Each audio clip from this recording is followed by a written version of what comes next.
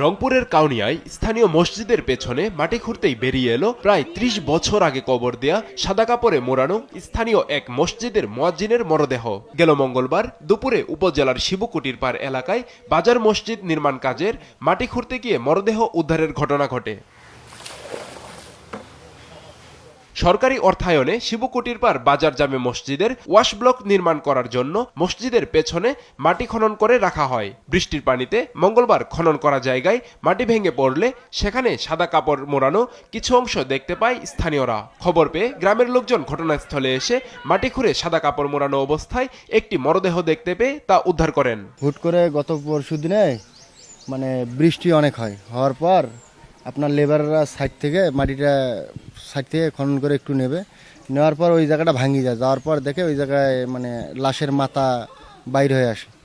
কাপড়ের ভিতরে হয়তো হাড্ডি বা মাথার খুলি ছিল, আমরা এতটুকুই পাইছিলাম।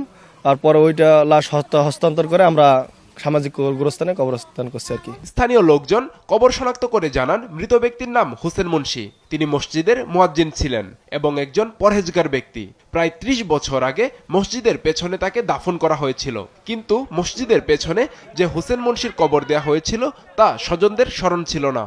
বাবা খুব সুন্দর মানুষ ছিল। এই যে গ্রামের মানুষের সঙ্গে চলছে ফিরছে, কারোর সাথে একটা টু শব্দ কথা হয় নাই। খুব সুন্দর মানুষ ছিল। তাবলিগ জামাতে ঘুরতো, চিল্লা দিছে। ৪-৫ দিন থেকে কাজ করতে করতে খুঁজছি, ঘোরার পর দেখি লাশ বেড়াইছে। তারপর এলাকার এই চাচাক ডাক দিয়ে দেখার পর দেখি লাশ আছে।